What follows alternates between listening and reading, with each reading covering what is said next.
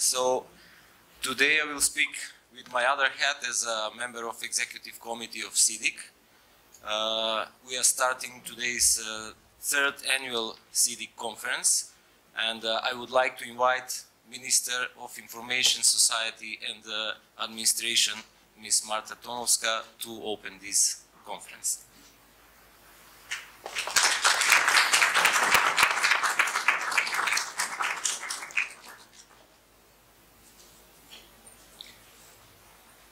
Dear Sasha, ladies and gentlemen, good morning to everyone.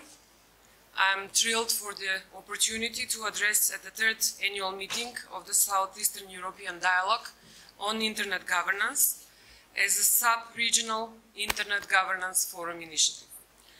It is also a privilege that my country, Republic of Macedonia, is hosting it and thus showing the dedication to actively participate in the creating, enabling and undertaking various activities and policies aiming to promote, assure and, above all, shape the evolution and the use of the Internet. We are at the core of the fourth industrial revolution, which scale, scope and complexity are transforming our lives unlike anything before. Having complete digital transformation as the next step in the digital evolution, we must say that open, inclusive, collaborative and transparent dialogue on Internet governance issues is important more than ever before. The question of Internet governance has been formally raised almost 15 years ago under the auspices of the World Summit of Information Society, while a few years later, the Internet Governance Forum was conceived. In this occasion, I will share with you that I was part of the Macedonian delegation attending the first Internet Governance Forum in Athens back in 2006, then representing the business community. Now, in 2017, I'm still active in the IGF discussions, this time representing the government. So, my point is that we all have shared responsibility to design the technical, political and economic aspect of the Internet governance and thus to govern the Internet in a way that is meaningful, safe and responsible. Republic of Macedonia is a country where the Internet governance is of crucial importance. During the years, we have provided conditions where all our citizens have access to Internet, and we have included broadband in the universal services portfolio. With 75.3% of the households already connected on Internet and 72.2% of the population online, according to the State Statistical Bureau, as well as the targets for ultra-fast broadband coverage and take-up laid by the European Commission within 2020 digital agenda, we, as policy creators and regulators, have many areas of concern about the Internet governance. Those areas include infrastructure, network architecture and relating technical issues, content control and issues like reliability of the sources of information, fake news, spam and pornography, cybercrime issues such as fraud, identity theft and theft of intellectual property, cyber attacks such as terrorism and major network disruptions, and of course human rights in the aspects of freedom of expression, privacy and protection from surveillance. In order to address those areas, we have started to design principles, norms, rules and programs that are providing responsible Internet behaviors and thus that the Internet is not our worst enemy but the most powerful tool we ever possessed towards the new evolution. In this context, as a positive aspect, we are working on digital transformation of our society and our government in the context of electronic public service delivery. So we are providing conditions for e-business, e-commerce, e-health, e-education, e-taxation, e-democracy, and many more E's that are gradually becoming M's like in mobile and S like in smart. In order to be able to provide that, we also have to deal with legal issues like electronic management, digital identities and signatures, interoperable institutions, and single window systems. So all of these aspects of internet governance are addressed in different pieces of legislation, gradually and according to the pace of the digitalization of each individual country.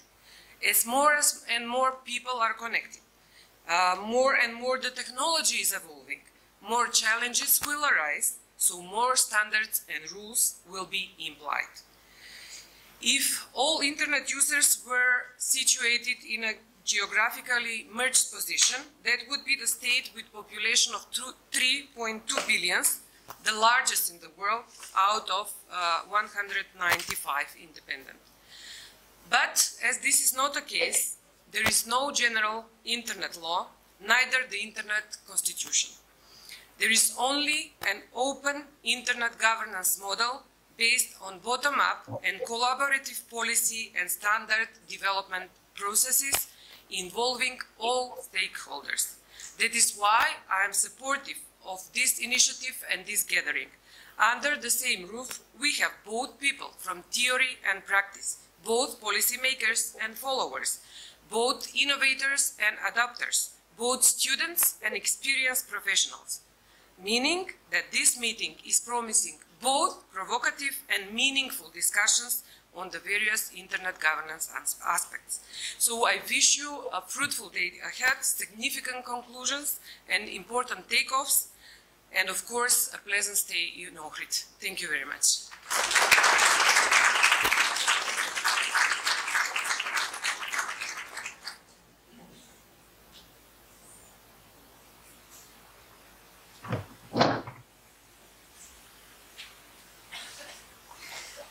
Good morning, Sorina Delanu speaking, this time on behalf of the Executive Committee of CDIC. If you give me just 1 second to start my slides.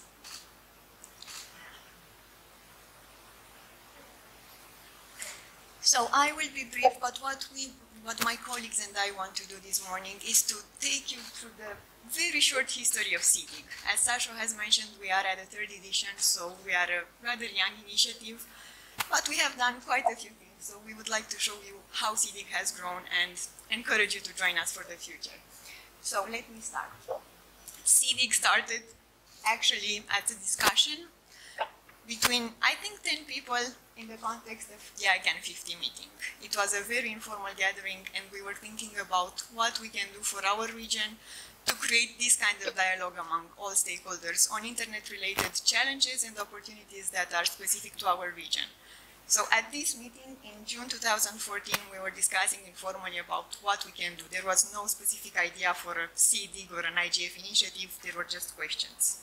From this point on, the discussions continued. We moved into discussions with ICANN, with Eurodig, with the Internet Society, with TRIPE, the European Commission, the Council of Europe, and all of our other supporting organizations. And step by step, we got to this point. Because for the next year, in 2015, Eurodig, which is the Pan-European IGF initiative, was about to be held in Sofia, which was our region, we thought that this is a starting point for our region, for Southeastern Europe. So we thought about organizing a pre-event for Eurodig for Southeastern European stakeholders. And this is how it started. At that point, we were calling it Southeastern European Roundtable, so not exactly a name. And the actual meeting was held in Sofia in June 2015. It was the day before Eurodig. We had around 150 people, but everyone was excited about what we're trying to do for the region. And this was the Deputy Minister of Bulgaria opening the CDIC sessions. So we had this first meeting. By the time of Sofia, we also gave the name of Southeastern European Dialogue on Internet Governance, and the godfather of CDIC in terms of name is Jean-Jacques Sahel, which unfortunately is not with us today, but the name comes from a suggestion from him. So we had the meeting, and after the meeting we thought, okay, so we have this first start. What do we do next? Do we go with Eurodig and organize this as a pre-event for every single Eurodig meeting? Do we stick to the region? Do we want to do more than just an annual event? And step by step, we got to the second meeting, which was in Belgrade. The community decided that CDIC should stay in the region, in countries in the region, and discuss about regional issues, of course. In Belgrade, we met in April 2016. We were hosted by the Serbian CCTLD registry. We had around 150 participants as well, multi-stakeholders from the region and beyond, with support from our key supporting organizations. The meeting in Belgrade ended, and we thought again. So is this what we want to do with CIDIC? Do we want to do more? Is this useful for the community? And we asked again the community, what do we do? The community said we should continue, but we should do more than just an annual meeting. Because internet governance issues are there not just once a year. So what can we do to involve everyone in discussions and collaboration between two annual meetings? And this is one example of what we call intersectional activities. In collaboration with Diplo Foundation and the Geneva Internet Platform, we have launched the initiative which we call Internet Governance Developments in Southeastern Europe. So what we do, every month we look at what happens in the region in terms of good and bad things together, and we summarize them in basically this thing, a 4-pager, which shows developments and events. We have people from the region sending us these kind of developments. We have a team, my colleagues in the executive committee, our interns, everyone is contributing to this, and at the end of the month we publish it. And also at the end of the month we meet in what we call the Southeastern European Hub to discuss these developments and see how they impact us. So this is one of, again, the CIDIC intersectional activities.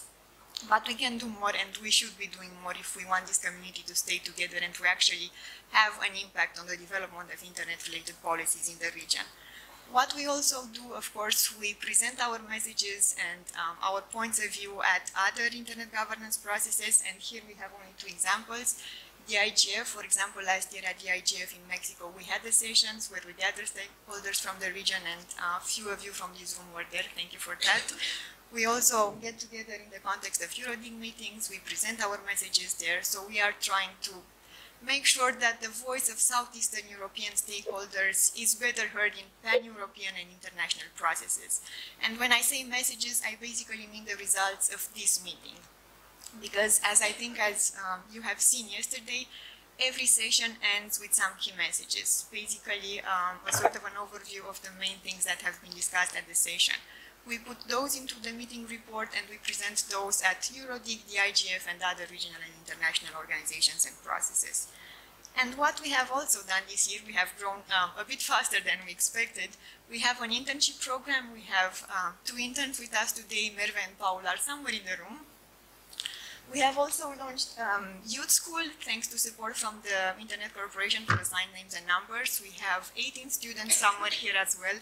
They had a very interesting debate yesterday about privacy and security, and I thank them for being so active in that discussion. And we also have a fellowship program. We have 16 fellows also somewhere in the room. They were discussing yesterday about developments in the region and having debates on internet issues. And the fellowship program is kindly sponsored by the Internet Society, so thank you for that as well. So this is where CIDIC is now, and just showing our key supporters. I have mentioned them again before, but I think I can do that just to express once again our thanks. The Internet Corporation for Assigned Names and Numbers, the Internet Society, RIPE Network Coordination Center, the Internet Governance Forum Support Association, you've heard Marcus yesterday, Council of Europe present here, the European Commission was with us online yesterday, Afilias, the Serbian Registry, the Internet Governance Forum, the European Dialogue on Internet Forum, Internet Governance, Diplo Foundation, and our regional supporting organization, One World Platform, Association for Technology and Internet in Romania, Internet Society Serbia chapter, and our regional organization. We have some background noise, we apologize for that. And the Internet Society in Armenia. So these are our key supporting organization, and officially on behalf of the Executive Committee of CIDIC and on behalf of the whole CIDIC community, we thank you for your support, and we hope you will continue to support CIDIC. And to end with some fun numbers about CIDIC, because, well, numbers show better how we have grown over the past few years. We have 16 supporting organizations, over 400 participants in our 3 meetings. We had 2 surveys, one last year on internet governance, how it is perceived in the region, and one this year on IDNs. It will be presented today. And thank you to those of you who have responded to the survey. We held 22 online public meetings because we meet face-to-face only in this context for the annual meeting, but everything we do is online. And thank you to the committee for being around for those. We had 7 hub meetings, 8 monthly summaries. The number of emails is quite impressive, and we spent a bit of time yesterday counting them, 768. We are also participating in national IGF initiatives across the region, and this is the number of meetings we've attended so far. And yes, the most fun is the estimated number of cups of coffees we've had in the executive committee to pull this through. So this is basically how CIDIC has been growing over the past 3 years. And this is not thanks to us in the executive committee, because we are only here to drive the process. This is thanks to you, the community, who has seen value in this initiative, who has been contributing, who has been working on shaping the program for this meeting, who is advising us on what kind of intersectional activities CIDIC can still do. So we thank you for that, and we hope you will stay engaged as you've done before. We hope you can help us reach out to others and strengthen this community, make CIDIC grow even faster than it has done over the past 3 years. And I will end here just saying I wish you all a very fruitful day of discussions today, and please stay engaged with CIDIC, and we are always open to discussions about how we can grow. And just to underline the key principles of CIDIC: bottom-up, open, inclusive, and transparent. Whenever you see we are not that, please let us know. Thanks so much.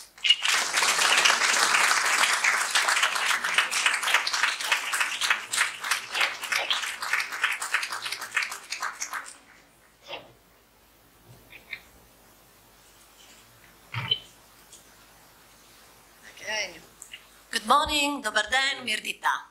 That's all. Yes, and a few other food words that I know in Macedonia. So this is the panel of true, false guess, and the anchor women are V and V, Valentina and Vale. And you can guess if it's true or false. So shall we call our wonderful panelists that are hiding somewhere? Philip, Malgorzata, come, take the place. Because, you know, people likes to stay behind. Because it's more safe when you're not on the front line. Please come. So we will have, and Sasho, where is Sasho? Where is Sasho? Yes. So we have, this is, as you can see, is a gender equal panel, because we have from remote, Narin from Armenia. And when V and V do anything, there is always a gender balanced panel, because we think that voices and different voices matter.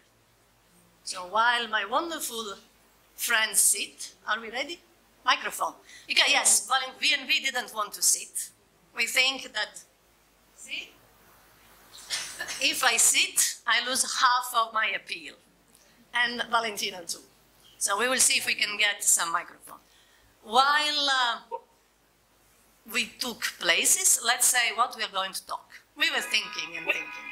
You know, fake news. I am Italian by origin and live in the Balkans 22 years. And what moved me to Balkans was the awful wars of the Balkans. And you know that when there are wars, there are propaganda. And I think the fake news, alias propaganda, is something that we all know. And just to say that propaganda goes through every means. Can be television, can be print, can be the internet. With the internet, it goes fast. It goes viral. So this is what we want to discuss. We want to reflect together, not the people sitting on the panel. We just started the conversation, but it's really a conversation, because it's about internet. And internet is democratizing conversation. On television, if you remember, you should be invited to talk. Otherwise, the people that sit there manage the conversation. In internet, I talk, you reply. And then any other person can just connect. And the conversation goes horizontally. So this is what we want to have today, that we talk to each other. That we don't talk only about fake news, only about the bad things on the internet that give us headaches, but we talk also, I don't know if Narin can be screened, but you will see that we have Narin too. But that we talk also about literacy. media literacy, digital literacy.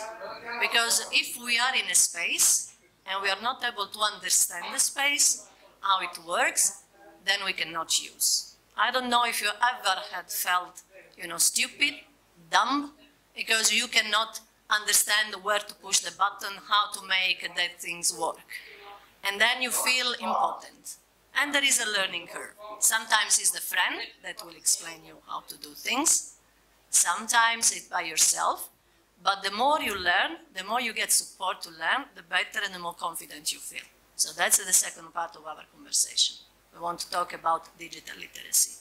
And we would like to hear about our own initiative. So now I hand over to Valentina, which will introduce our first part. We are going to be very simple. We will have a first conversation on fake news, disinformation, second part on digital literacy. Please. Thank you, Valentina. Hello to you all. I would like to also thank Sorina for this wonderful introduction and for bringing us all here together. And many thanks to you for being here. Just to set up the stage, we will first have short interventions from Philip first, from a digital rights NGO in Macedonia, and then from Malgorzata, who's representing Council of Europe. And after they touch a few points, we will do a short exercise together, and then continue the discussion on media literacy and what role it has in this fake news phenomenon. So, Philip, if you would like to begin.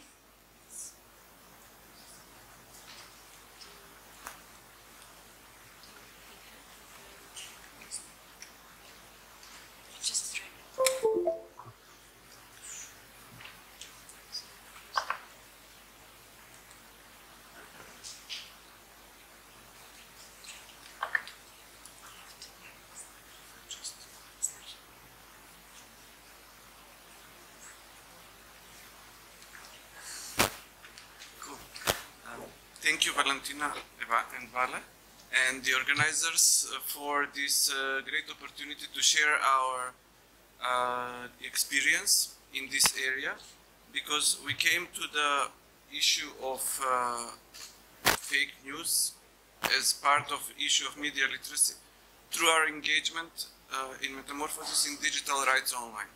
However, as the media become more and more less traditional, if I can say, and they move to the online spaces, there was big interconnection between human rights online and the media sphere. So I will present a little bit of our experience, and but also I would like to connect with what Varla said, that fake news is not really a new phenomenon. Media manipulations has been existing since a lot longer before the Facebook or the internet or the recent campaigns and so on. And even, I think, they have been existing before journalism appeared, because media is not only journalism. Media is also propaganda. Media is technology that is transmitting some sort of information, either false or not false, from one person to another. Probably the first type of media was political propaganda. In the Babylon or in the ancient civilizations of Babylon, Sumer and others, we have remaining of monuments to rulers who proclaim that they are God's representative on earth, strengthening their power. So it's kind of political propaganda. Journalism appeared only in the last several hundred years. Before, it was not really existent. It is connected with the Enlightenment. It is connected with the scientific outlook on life. So, what we today call fake news, for about 200 years in Europe, was called journalist d'ac or canard in French, and the same word, the same term was used also in German in translation or in Russian and in South Slavic languages, novinarska patka.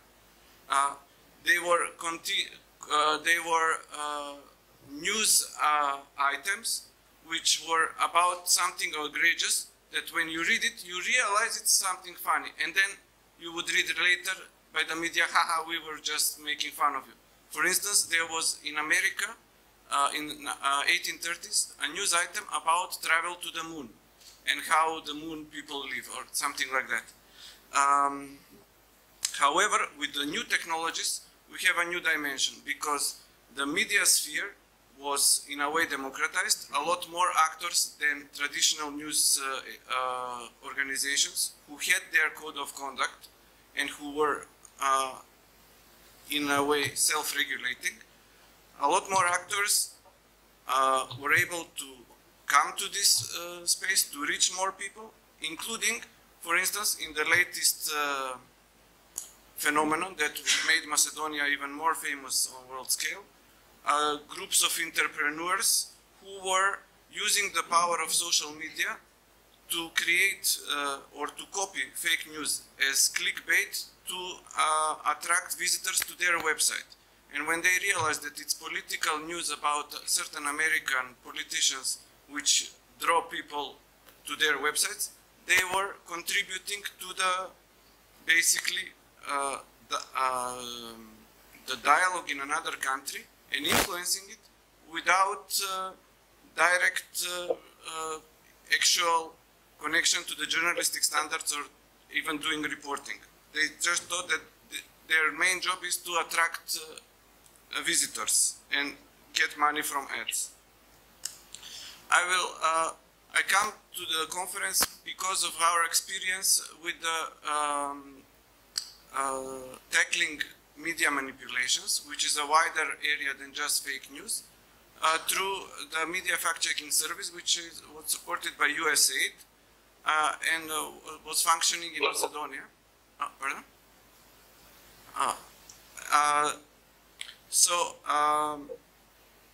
We have a situation in Macedonia which was recognized at the international level, that the media space was both in many ways controlled by centers of power and also not adhering to the standards of professional journalism.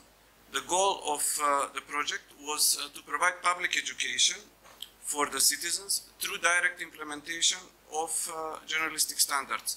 And that was accomplished through provision of analytical articles, which basically on a daily basis, as various media manipulations were appearing in real time, the articles were following this, documenting, and also helping citizens realize where the standards are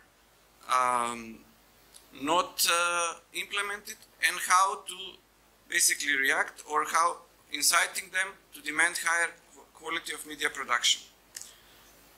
It is based on the principles of fact-checking which were developed through the Truth Meter network, and it is basically in order to adapt these principles to the media sphere, because the media are essential part of these political conversations. The media fact-checking service focused on the stipulations within the Code of Journalists of Macedonia, which is the same as international codes of journalists elsewhere, and developed a production of different types of articles, including journalist peer reviews, which were about over 3,000 during the course of the project, which were based on several very clear criteria. So these criteria were published openly through the methodology which is available on the website, and anybody who would get acquainted with this criteria and the journalist code of conduct could make their own reviews of the content of the media and then possibly come to the same conclusions as the reviewers. We wanted to incite dialogue or a multilateral conversation between the journalists, the users, and the wider community of civil society and institutions and all other stakeholders, but based on a very clear set of rules, which also limited our work in a way, because this was only addressing information presented as news, not opinions, not getting into various types of discussions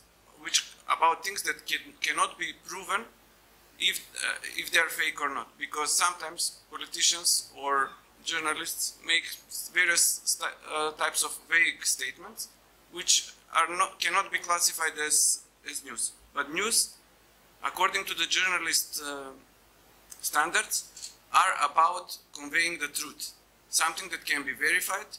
It is not the philosophical truth of the ultimate truth of the universe, but the truth about the facts which can be shown if they are true or not. So we had a good response by the citizens online. We had a lot of thousands of people joining in various ways, including becoming fans of our Facebook pages. But I can also show you several examples of how these media manipulations appear. So, these are some kinds of manipulations, and I must also emphasize that not all of these manipulations are based on intent. Sometimes it's lack of knowledge, lack of time, or other considerations. And also, while we were doing this, we were not only pointing to the bad, but also to the good examples in order to show the citizens how to recognize quality. So, for instance, yes, almost. So, for instance, this is an article about citizens of Macedonia who like to go to a weekend in Thessaloniki on the sea. However, the image is from Venice, so it is a very strange, I mean, it's a very normal or usual example. People taking photos from Google Images and putting different ones. This is, for instance, type of media manipulation, which is kind of a propaganda, anti-European propaganda, saying that the babies in the EU will receive computer chips to track them down. That is a EU regulation. This is, for instance, a sophisticated type of fake news, because a foreign newspaper has published an advertisement, a commercial advertisement about the situation in Macedonia, and then this local media outlet is publishing it as if it's an opinion by the foreign newspaper, the Forbes.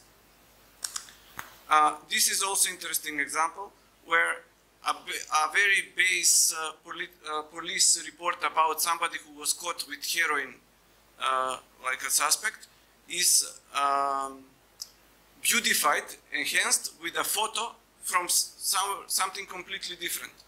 And when this is also an interesting example that when we published the review, the media replaced the photo.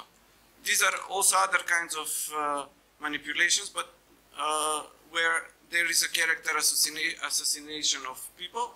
But also, this is, for instance, a good example of a very thorough reportage or article dealing with the problem of ecology. We are part of one international fact-checking network with members on various continents, and I must say that fact-checking as a counter balance to fake news is gaining power. There are more and more such projects around the world, and even our project, the Media Fact-Checking Service, was replicated because all its methodology was open in Egypt with a media fact-checking service of Egyptian activists. There are also different types of fake news that can be classified, but we can show after, of course. Okay. Thank you very much, Philip. We will have the chance to come back with more examples on fake news and discuss in more details. But let me introduce Malgorzata from the Council of Europe, who will briefly mention some case law on misinformation and also present a bit the institution for those of you who are not so familiar with it. Malgorzata, thank you.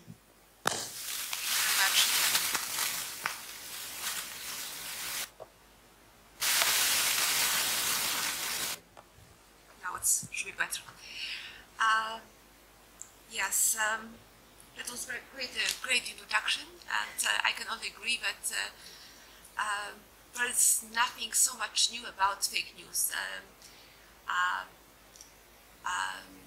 Conspiracy theories, rumors, political propaganda are well known and well established in the political discourse, public discourse for centuries. But it was, I believe, the American election and the role of social media and the spread of inaccurate data through the social media that raise awareness and the pressing need to find the right solution, the right approach to this problem. So in a way it has some novel aspect, and it requires us, the international community, all stakeholders, to be inventive and approach this problem. But when doing this, we should be following guidance of international law, notably European Convention on Human Rights, as interpreted by the court, because our attempts to counteract dissemination of fake news might, if too hasty or too far going, might have adverse effect and infringe the quality of public debate. So let me briefly familiarize you with some guidance that could be that has been developed by the European Court of Human Rights regarding dissemination of false information.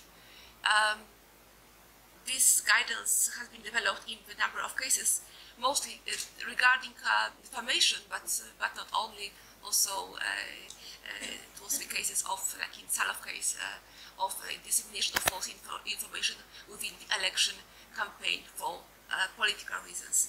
So let's start. As you may know, I'm sure you know, Article 10, Para 1 of European Convention on Human Rights establishes the right of freedom of expression. That has three major components: right to hold opinions, right to impart information and opinions, and right to receive information and opinions. While the paragraph 2 of this article sets the possible restrictions to this right of freedom of expression. All these restrictions must be constructed strictly, and the need for any restriction must be established convincingly. These restrictions are subject to three tests. Test of legality, whether the interference of freedom of expression is prescribed by law, so clearly stated in the legal act. Second, the test whether the legitimate aim was being pursued. Convention establishes few areas of public importance that might justify such restrictions, among them interests of national security, territorial integrity, public safety, and some others. Third is the test of proportionality, whether the given restriction is necessary in a democratic society. But basically means that this test requires to determine whether the interference corresponds to a pressing social need, and whether the means chosen are proportionate to the legitimate aim pursued. Member State has also is obliged to give reasons and to justify the needs of a given restriction convincingly. The Court, in a number of cases, underlined the importance of freedom of expression for safeguarding public debate, notably stressing the role of journalism and the media in sustaining public debate. Freedom of political debate, or broadly speaking, public debate, is at the very core of concept of a democratic society, which prevails throughout the Convention. Political speech is afforded privileged protection under the Convention, so there is very little scope for restrictions on political speech or debate on questions of public interest, as the Court observed in the number of cases. Still, Court also developed the concept of responsible journalism. That means that journalists have also the obligations in order to provide reliable information to the public.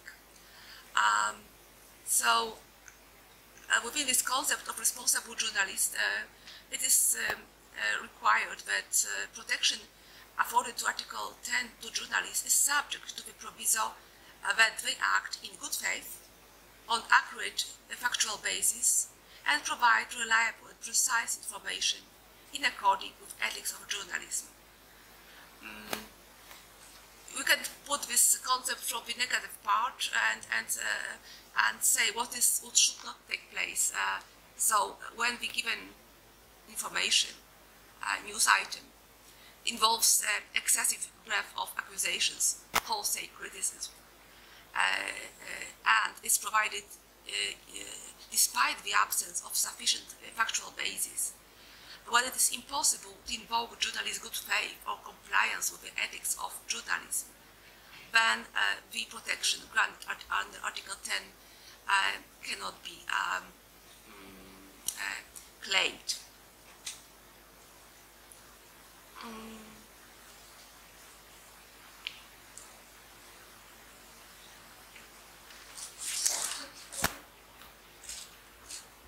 Court distinguish between the facts and opinions.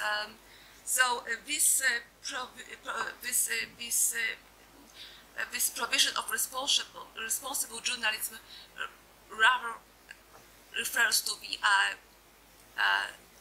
facts than to opinions. Still, Court mentioned in a number of cases that even where a statement amounts to a value judgment, the proportionality of interference may depend whether there is a sufficient factual basis justifying accusations provided in the value judgment.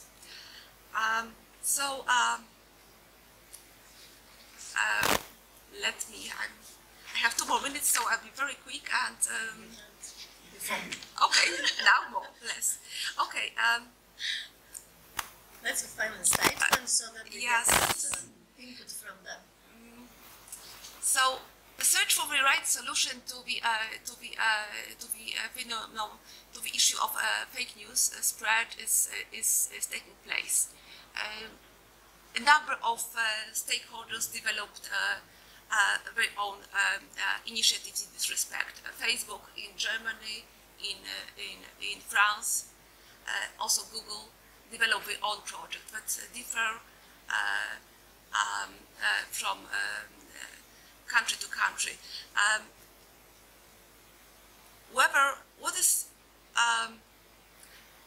It seems that the flagging the given news item as doubtful based on independent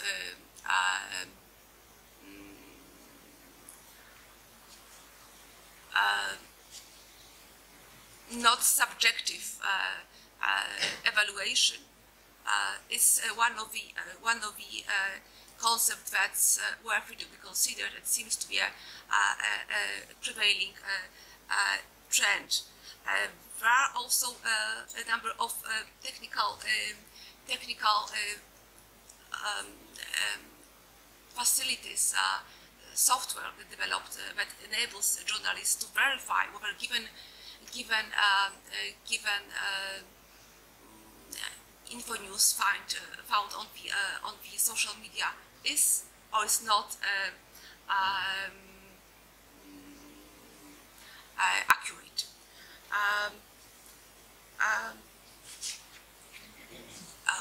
Let me just add to this information that Council of Europe is also commissioned a study that should be released in October in order to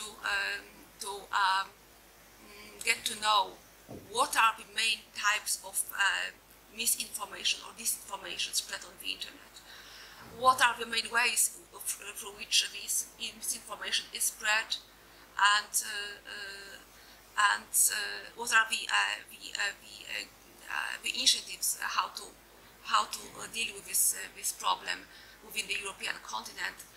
And based on this study, we will decide or we will consider further actions in order to stimulate the debate and search for the best solution. Thank you. Can I ask you to our two panelists? It's a very tough issue, everywhere in the world, and Macedonia too, and we know this. All right, thank you, Malgorzata. So now we want to do this session as interactive as possible. So we would do a little exercise. We would like to, for you to turn to your left, for example, and discuss with the person next to you and give that person an example of fake news from your country, and just discuss for no more than 5 minutes about that news, and come up with a question if you have, both for either of the panelists, or if you want to address something in plenary. So just to how to show you how we would like to do this, I will turn to Valentina and tell her that in Romania, during the protest that we had this January, anti-government protests, there were lots of fake news, one of which said that the dogs were paid to go out on the streets and make anti-government statements. And this... Oh, shit. Wait, just a second. Yeah, sorry about that. I was looking at the news, but I wanted to show you this. Yeah, sorry. But anyway, yes. So this is one of the fake news that we had, Valentina, in Romania during January. And I was wondering, because some news articles were wondering if we should have a body dealing with misinformation and information accuracy, a national body who will actually impose fines and do this type of work. So now I would ask you to do the same with your colleague, with the person next to you, and in 5 minutes we're going to share some examples from your countries and some of the questions that you have. Yes, because as you heard, the Council of Europe in October is going to release, and I think that they need all our help, all our example, all our experience. So turn to your friend, unknown, share a bit, and then come back to the audience, because we are all experts here. We do sit here just by chance, because we were crazy enough to accept to run the panel. But we are all experts. 5 minutes now.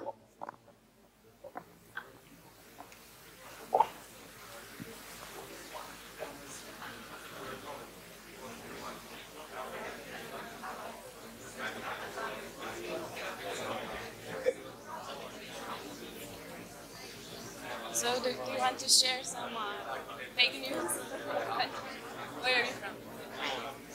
Macedonia. Okay, so you have plenty of examples, I suppose.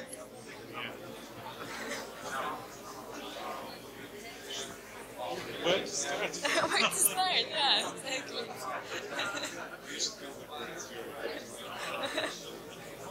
I will. Okay. Can you tell me about your? Yeah, so aside from this, that the people who came out on the streets brought their dogs, and also dogs were paid by the government to protest. Yeah, there were lots of news telling that Soros, you know, the billionaire Soros, paid All the participants to come out and to protest against the government.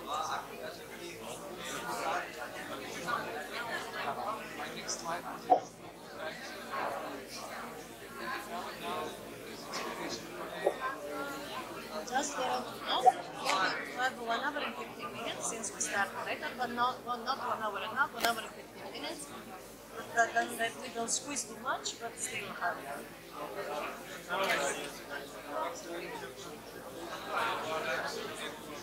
That's why now we have.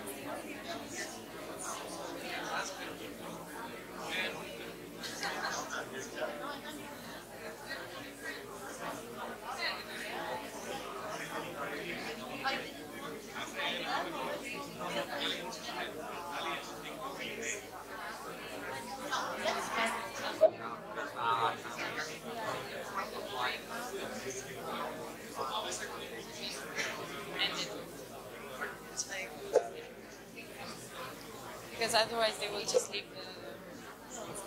It's the first station.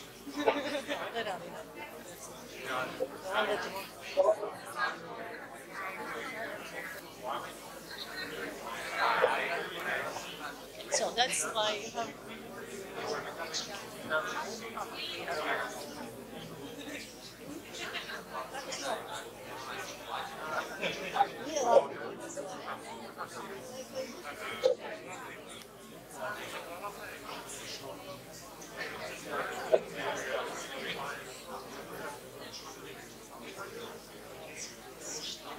Samo ljudi ono što je važno, što konkretnije, da bi ljudi ono mogli se učiti.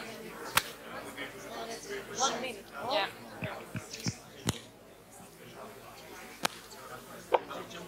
One more minute. So if you could wrap up, we have 1 more minute to go.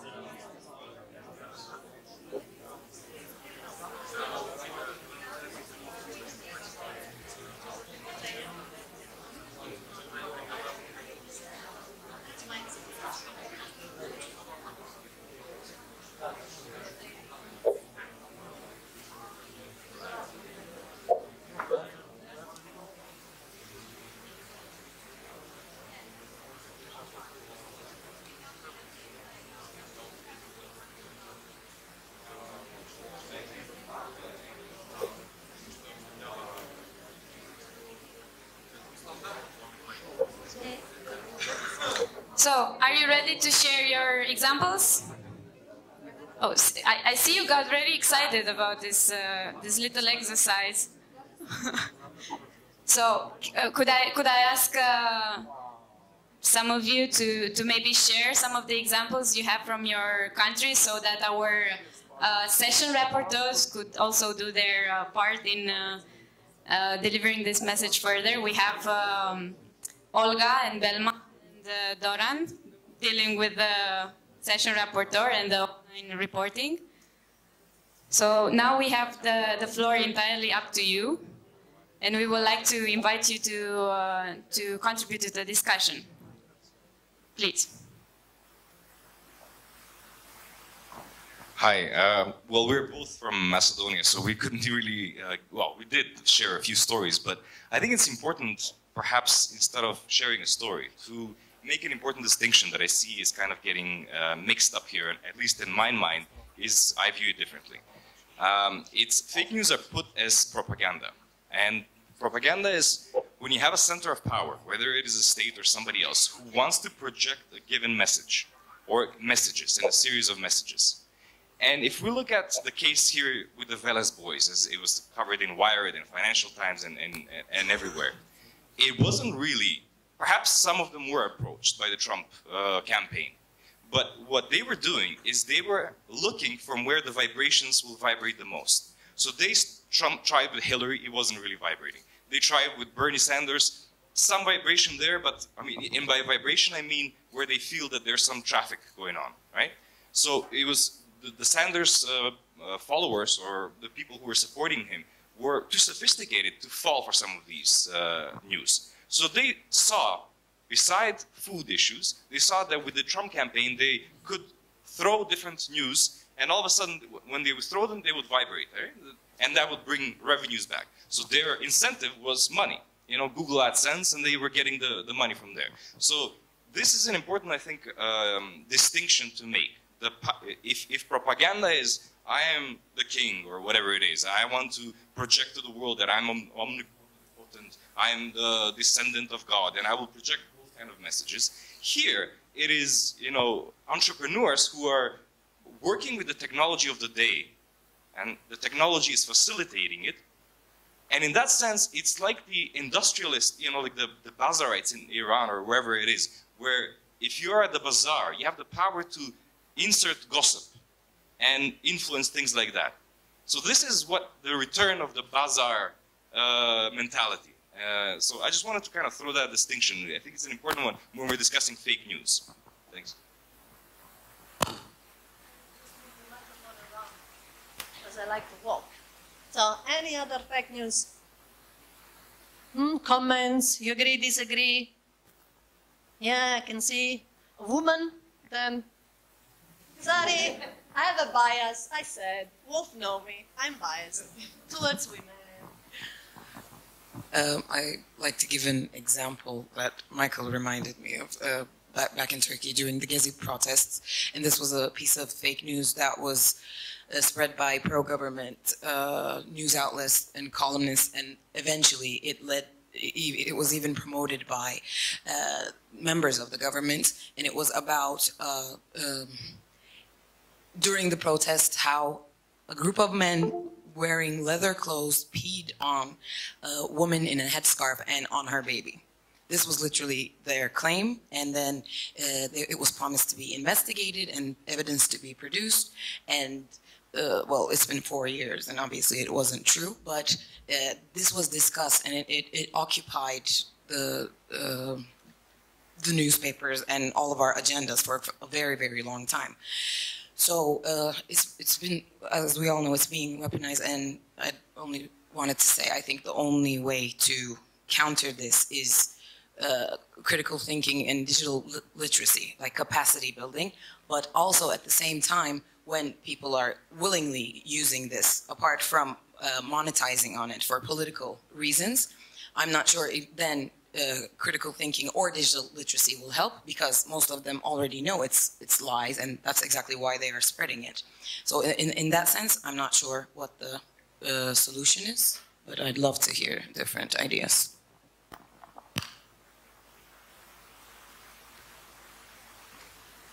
Okay. Last Sunday in Switzerland, we had what we do 3 times at least a year. We had a public votation. The public votation was on a new energy strategy for Switzerland up to 2050. In the course of this votation campaign, there were a lot of arguments, pro and contra.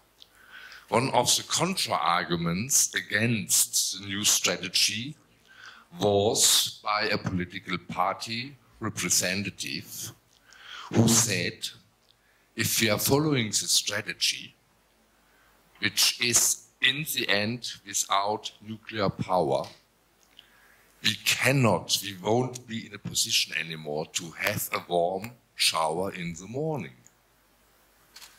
And this stupid argument was repeated so many times that one of the papers made a quick poll and found out that at least 1/3 of the population considered this argument as plausible. Without nuclear power station, we can't have warm showers in the morning anymore. So for me, this is a very typical example of a fake news. But this type of fake news is not, in my opinion, as a former journalist, not a new phenomenon.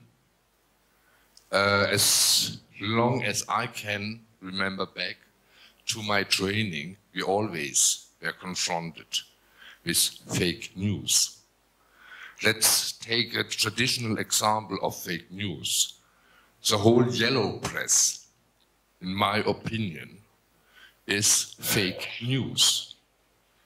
Because when you have magazine who have no other interest reporting about aristocracy or noble families and how the bathrooms of the noble families look like, or the home stories of so-called VIPs, are, in my opinion, so bloody irrelevant, making people stupid.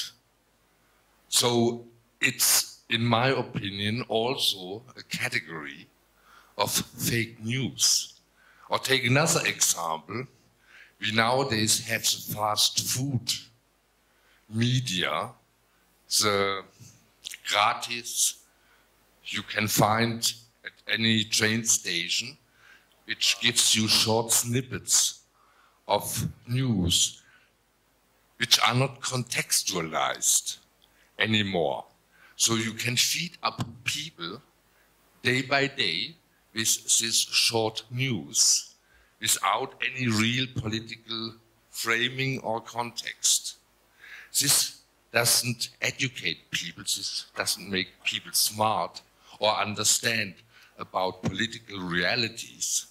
This makes people stupid. So I think there are a lot of phenomena in the media, and not only in the traditional media, but particularly now in the social media, which tend to be typologies of fake news.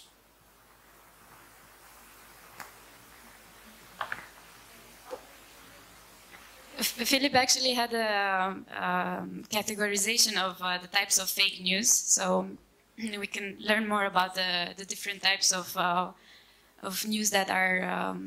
Yes, this is by a project by Global Voices Network called News Frames, and they proposed as an experiment at first, but also as a as a start of a more wider research, several categories of fake news, which might inspire you to share your examples as instructed by our colleagues. And I agree with the previous speaker that media manipulations go beyond this narrow definition of whether a news item contains or does not contain true facts. It could be, like you said, diversion. Instead, the Macedonian media space was flooded with hundreds of new media outlets which were just producing irrelevant news, including news about events in Bosnia or wherever, taken, copied from their society chronicles, just to flood and especially the news aggregators and the social media, and to basically squeeze out the professional reporting. But Philip, what's your opinion? Do we now need a new Ministry of Truth? Do we need to... Of course not, no. Our basic opinion and the experience of the community in Macedonia which deals with these issues is first that self-regulation of the media based on the journalistic standards is paramount.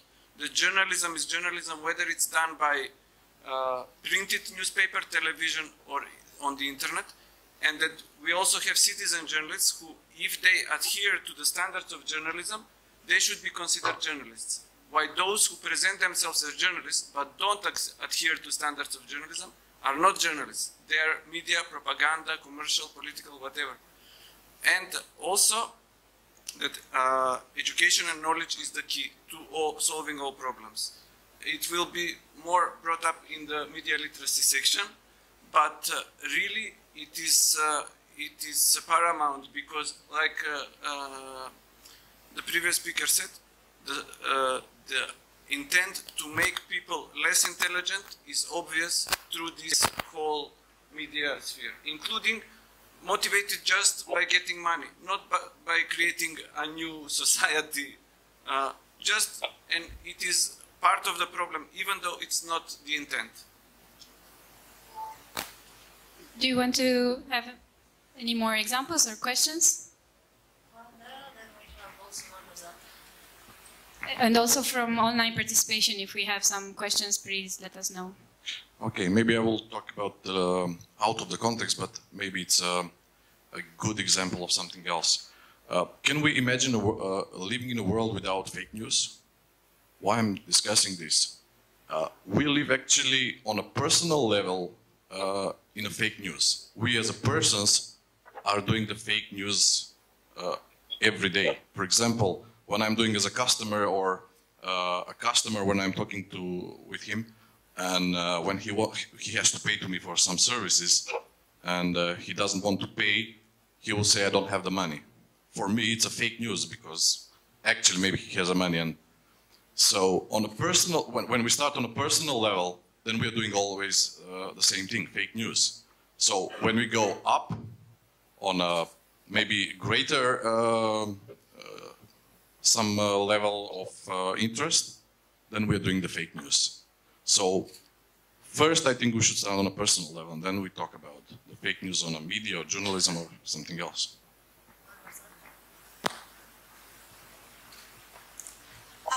I believe that what we need are a set of different solutions, and media literacy is a key.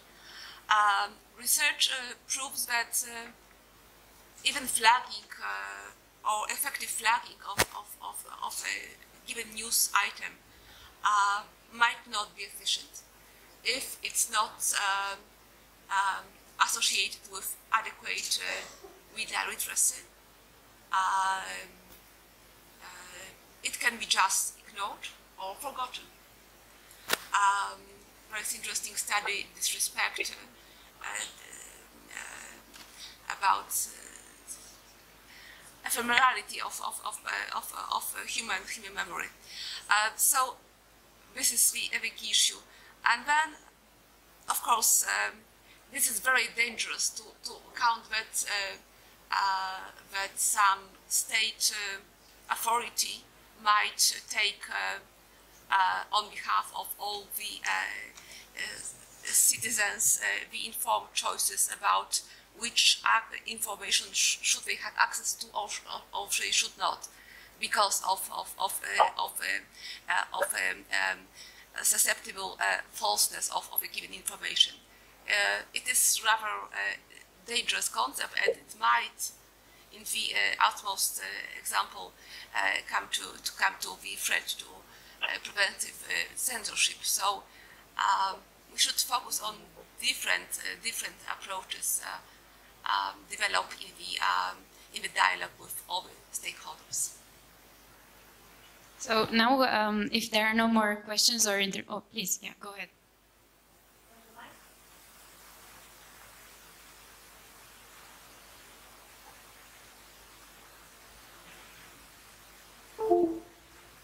Thank you. About the examples, how fake news impact our life, I would like to bring a very solid example how fake news shape people's opinion and the opinion of society. It's about 2017 presidential election in the United States of America, and how Donald Trump was elected as a result of the influence of fake news, because they to favor him over Hillary Clinton. So this shows how political manipulation can be done, political propaganda can be done as a result of fake news.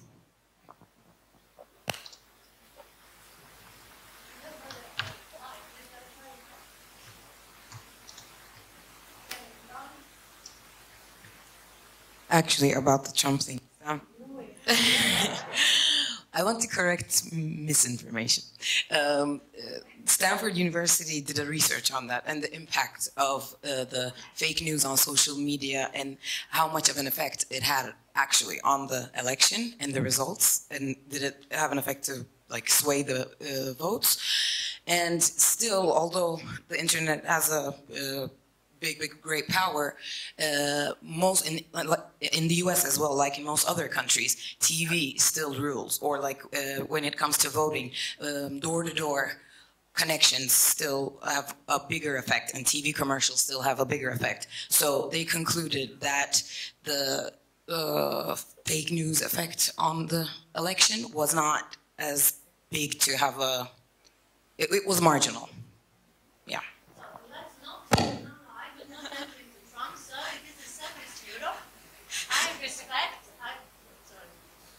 I think that it's really important. It's not that I want to cut the conversation. There are many opportunities to talk, but there is also this monopolizing of Trump or US over any other conversation. Fake news or propaganda, misinformation, it's a serious problem, challenge everywhere in the world, but it's really important that we look at our own world. I live in Bosnia. And I can tell, I spent the last 20 years of my life in the Balkans, and if anyone in the Western Europe or US need the training on how to cope with this, I'm ready. They have just to issue a visa, I can go, and I think plenty of people here in this room can provide assistance, psychological assistance, strategy, advocacy, so let's stay here. We have our own fake news, and we have proved that we have young entrepreneurs, and I agree with you, it's the money business, young entrepreneurs in Macedonia that were able, in a very disastrous economy, to earn enough money if they wanted to buy a house. Which, you know, being a youngster, it's not that bad. But, sorry, is this kind of business that we want to have? Is it a business where ethics is forgotten? Is it a business that is ready to fake anything, anywhere, just to make money? This is one of my questions as a civil society. And it's also for you. So, before to move to the digital part, which will not probably answer, but can offer us other perspective, just one short reply, and then we can move to digital, and then we can come back meshing up everything. I think there's another argument, and we shouldn't narrow or limit the discussion about fake or manipulation, blah, blah, blah, too much on the digital level. Just another example. The traditional media and the media ownership question, in my opinion, is very crucial. Just a short example. The media landscape in Italy, when Berlusconi came in, was completely fucked up. Completely fucked up. So it was privatized and it was commercialized. What has been considered in a traditional context as a reader was transferred to a consumer. They sold anything with newspaper, journals, media outlets, just to change from the information level to a consumption level. And this was a change of parameters under Berlusconi in Italy. And this happened in other parts of Europe.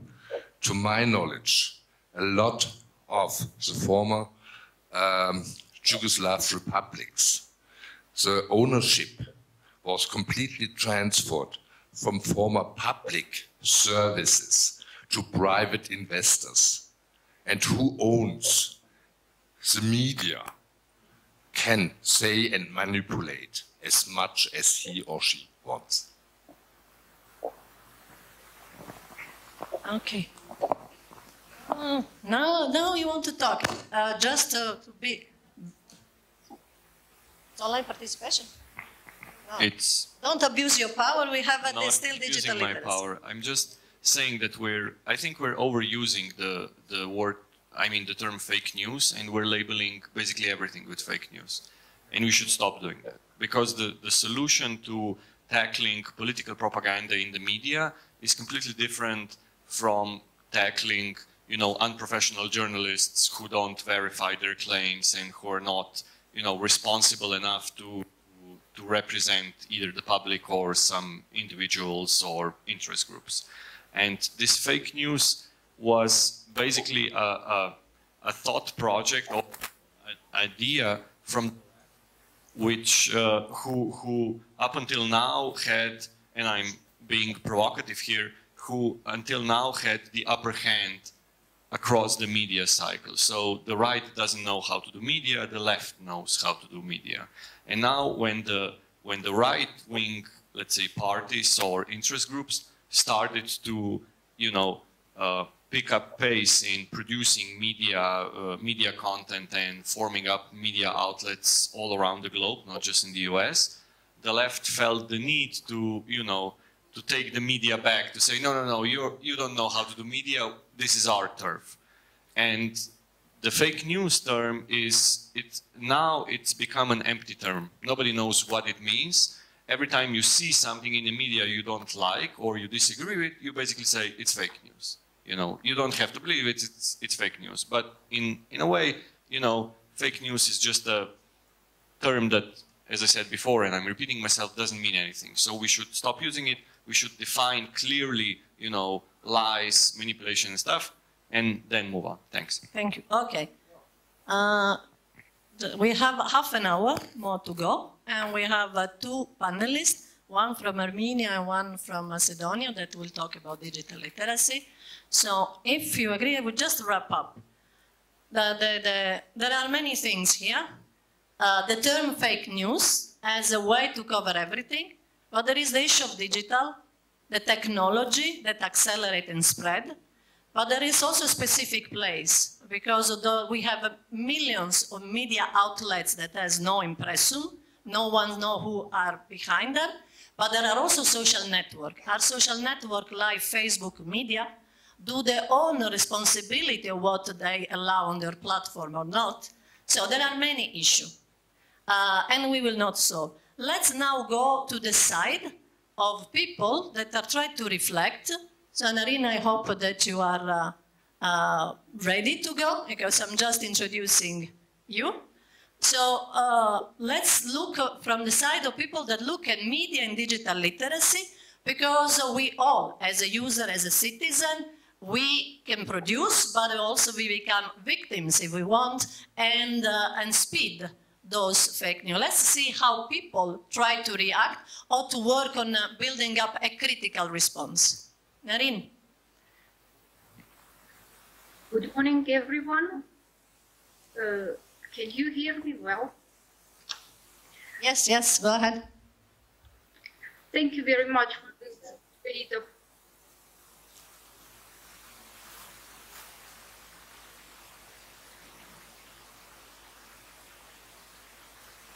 Then when technology fails you, there is always this awkward moment.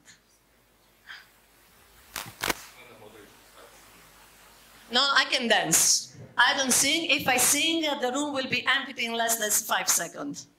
That's a well-known fact. I disclose myself very upfront, but I can dance. Almost anything. And destroying anything that is traditional, that has some root. Because I'm a punk rock ex-girl, since I'm, you know, the 50s don't allow you to be a girl. I would like to respond to our colleague about the dominance of left or right wing. If we can determine that on the global level, or in the US, or on the Western Europe level, that liberal democracy was a predominant narrative in the past, until recent upsurge of right-wing populism, what we have in the most of the Balkan countries is the reverse. Since the independence, the right-wing populism was the norm, also among the media. And what we have in the Balkans, especially in the Macedonia case, like a very concentrated example, is what would be the result look like after 10 or less years of the same trends continuing, unless they are stopped by different type of stakeholder interventions. And also I agree, the terminology is important.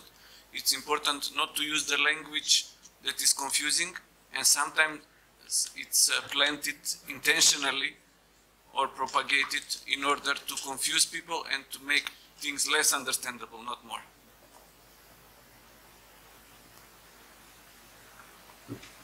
Narine, we have done everything on our side to keep the people busy. Are you with us? Can you just, if we hear your voice, we will be happy. And then we will share pictures of you with your consent. I promise. Can you hear me well? Yes, just go 5 concentrate minutes. Go, digital literacy, media literacy.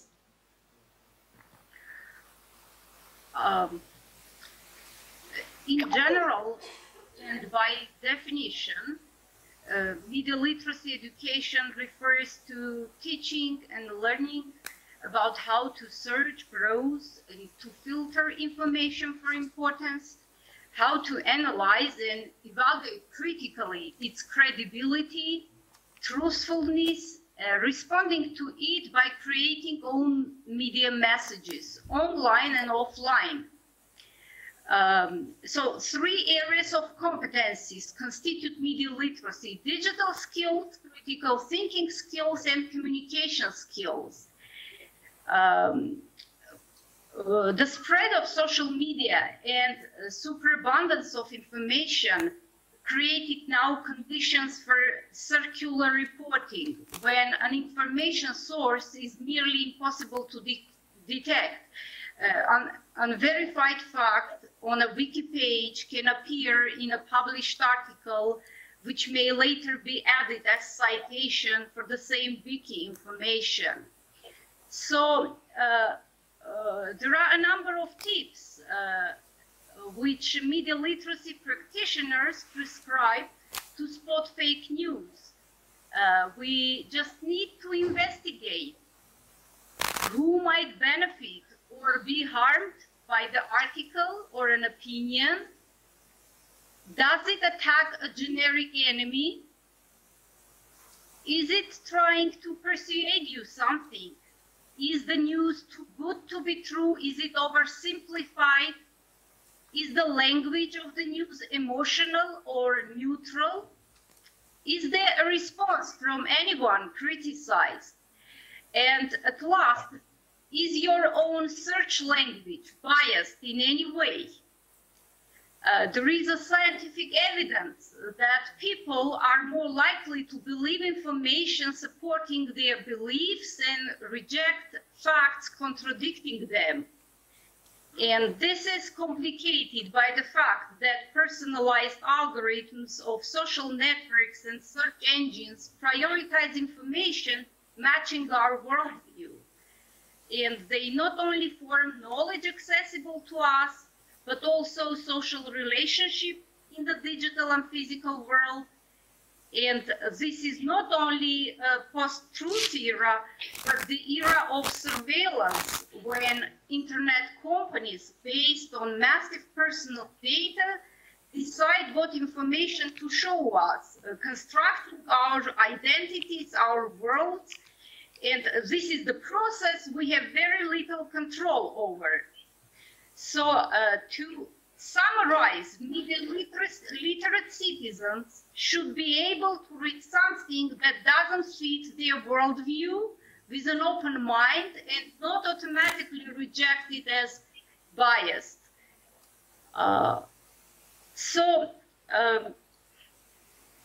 One thing which I also would like to stress, that with the spread of citizen journalism and bloggers, news aggregators, very often uninformed opinion masquerades as news, and the lines are often blurring between legitimate journalism and propaganda.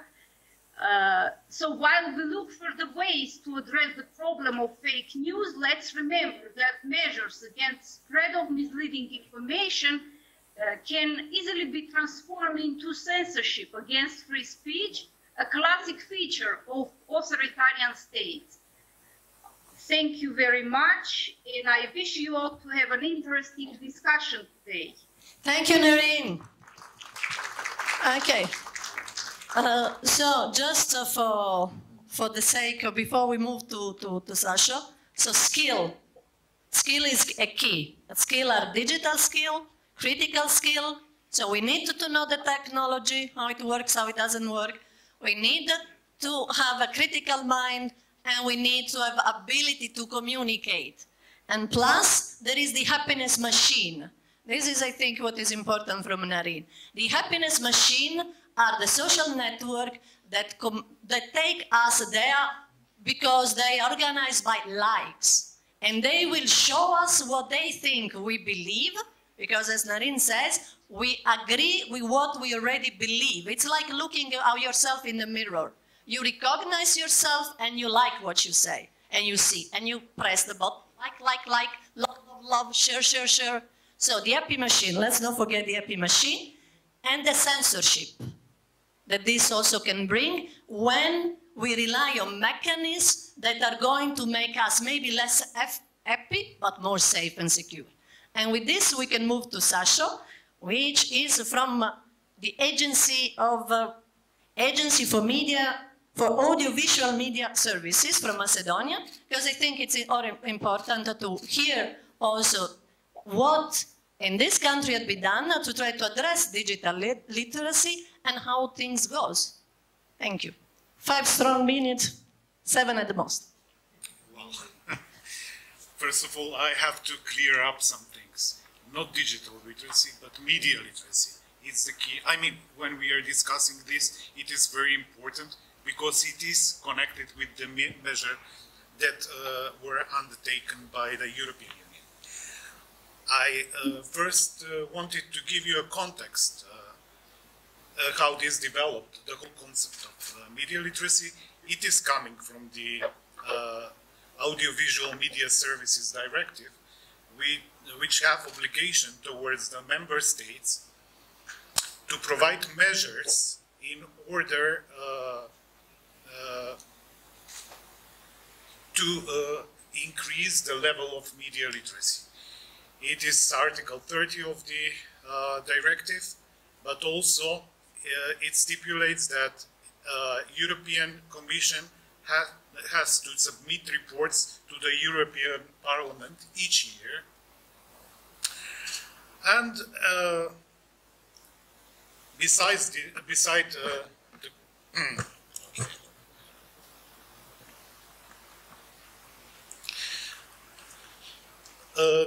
directive is transposed in Macedonian law, so we have a similar situation. The Agency on Media Services is also obliged to, it has competencies over media literacy in Macedonia. In order to translate theory into practice in such a complex subject as a media literacy, we are aware that measurements are necessary, and measurements are about data. At the same time, when the European conducted a survey or research of the level of the media literacy in the member states, the same was done here in Macedonia last year, and the results came out. They have to be analyzed, and they have to introduce a strategy and how the regulatory should react. I have to emphasize that the perfect modality to measure media literacy does not exist, and different methodologies were used. There is no ready-to-use formula, and it is a step-by-step process. Ideally, a yearly measurement is to be done and improved over the years.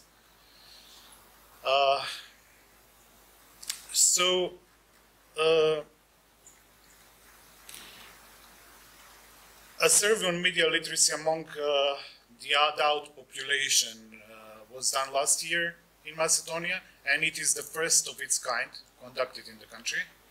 The results of the study should be used for policy planning and activities and projects to promote media literacy in Macedonia.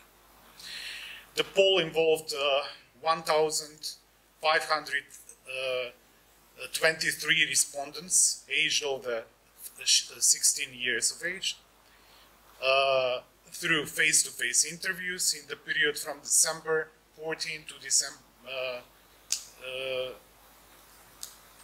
from November 14 to December 8 last year.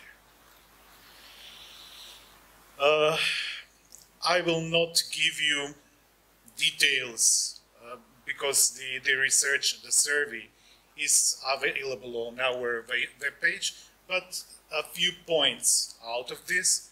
It is that the adult population in Macedonia is aware usually that different media are reporting differently of the same event. But what is lacking is the action and how they receive, how they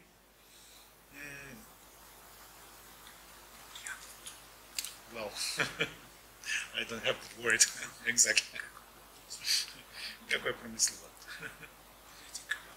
Yeah, how they analyze the information they get, whether it is influencing their opinion or not. Well, and the other point is that we are going to make, to enlarge this survey for the next year, including the minors or the children, which is also important aspect of it, of the media literacy. But first of all, as the results show, we have also great obligations towards adult population. So this is in general. I will not give you more data since it is available. Just a few points to think about. Thank you very much. Thank you, Sasha. So now it's back to you and to us. If you prefer to take 2 minutes to think about your question or your issue, or also from your country, if there are experiences in how to address media literacy when also it comes connected to technology. If you have any question for any of the panelists, including Narine, we are here. While you think, I would just say briefly that Bosnia had, after 20 and so years, a census. And in the census were also the question of media literacy and digital literacy. And the results are terrifying. We are an ignorant country. Ignorant because we have 38% of people that is digitally ignorant, and 23% of people that can just surf or be able to open a Word document. So if we think at what was saying Sasha or Narine about the critical ability to understand and to react, but also to think about the digital ability to use and the communication, we understand how this is terrifying. For me, it's terrifying.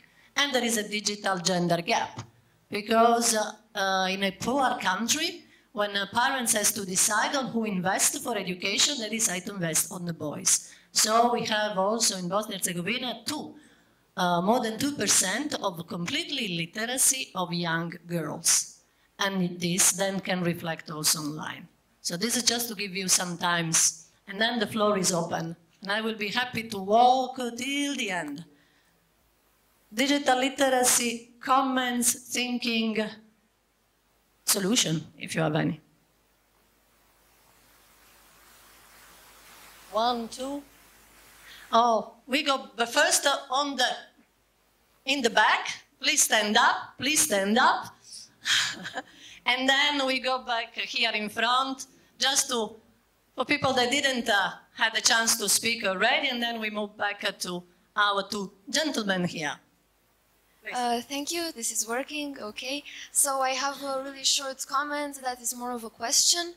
I think that the field of media literacy is developed enough in order to offer people that are interested in gaining it a lot of tools that can help them discern what is the truth, what is opinion, and how opinions are formed, what is the context. However, I think that the biggest problem is not related to the tools that are available to citizens, but to behaviors. Because, as you mentioned, we are psychologically prone to accept information that confirms our own beliefs, and there is a big bulk of research on this specific thing.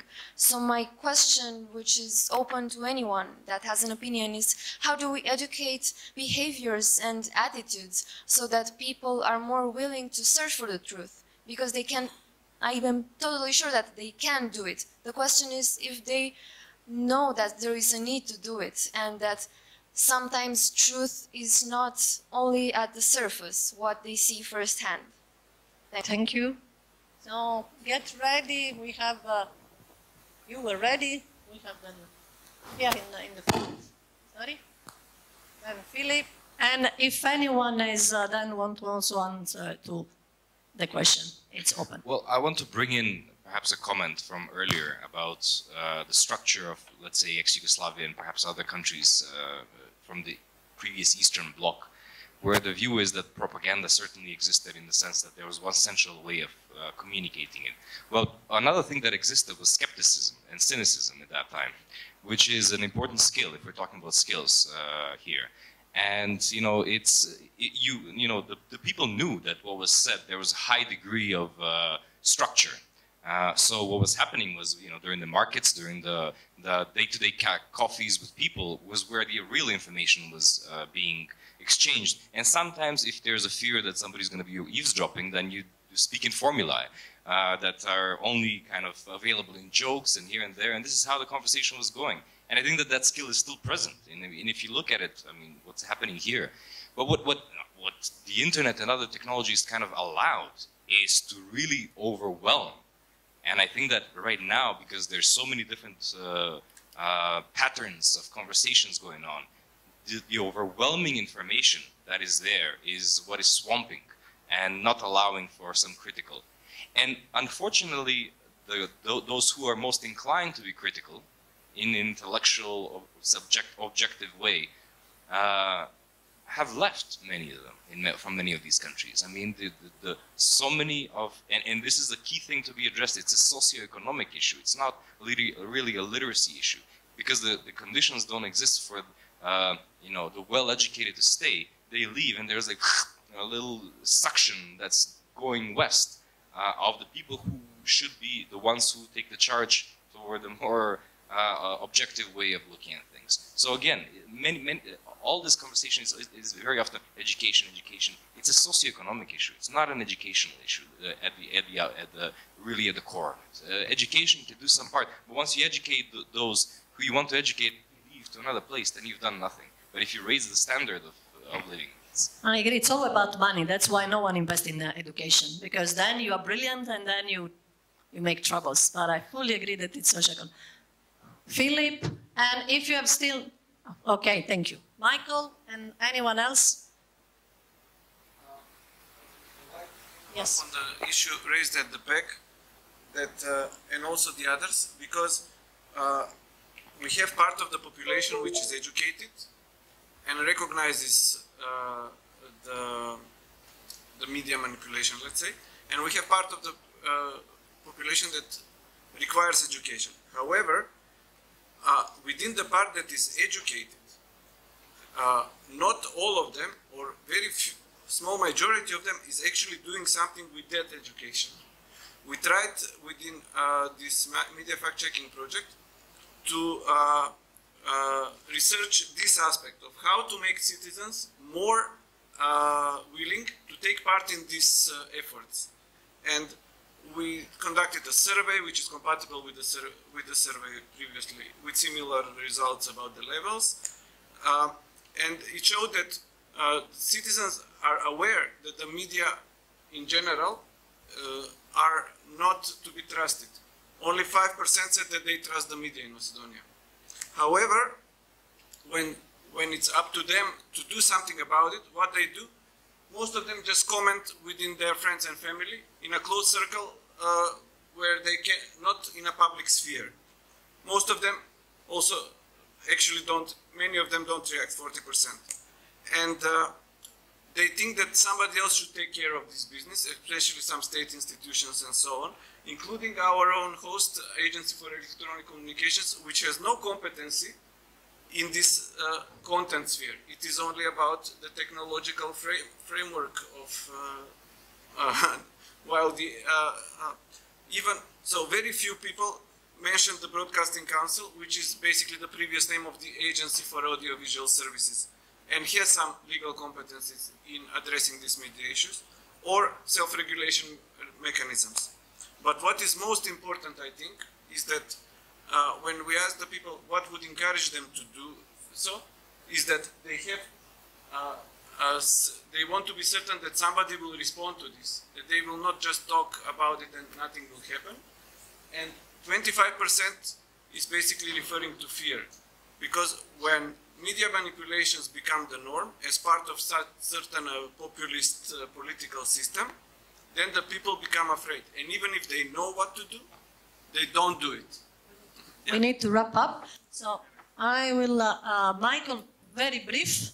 Then there is, you want to have a closer line, and then we need, sorry?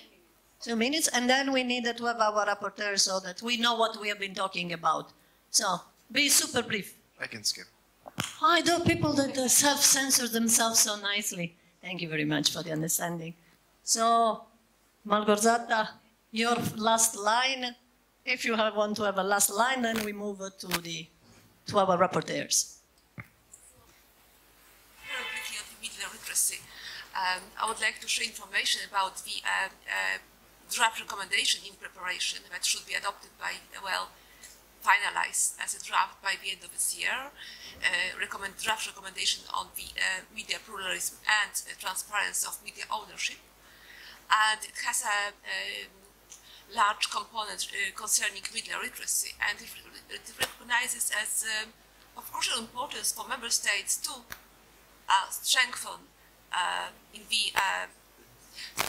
the law encouragements to develop media literacy, but also to develop actual media literacy policy and operate and implement it through the multi-annual plan. So to give more structure, more order approach to media literacy, because if we discuss it only as a concept, it might lead us to nothing. So we need some really timeline and clear media literacy goals established at the national level. Okay, so is there anything, Sasha, you think you have to say for the benefit of us all, or we go to the just for per condition, so that I'm not always biased against them? Well, I want to summarize the discussion and a few questions that have arisen about the right terminology. I think media literacy really respects the socioeconomic as it is defined, and it is also understanding the cultural, regulatory, educational context. I want to take you back why I told you it's very important to distinguish between digital literacy and media literacy, because digital literacy is a little bit earlier term, very much connected with Nicolas Negroponte, I suppose, and his book Being Digital.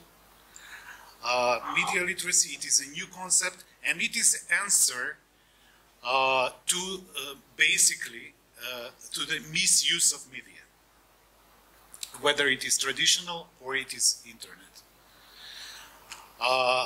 Instead of implying regulation that will be based on punishing media. It is a concept that is somehow dedicated more to users, how to recognize their abilities and their approach to the media. And it is more like, it is not really education, but it is in part. Thank you very much. It's a very feminist concept, agency. We can take things on our own. Rapporteurs, are you ready to tell us what we were talking and how crazy we were?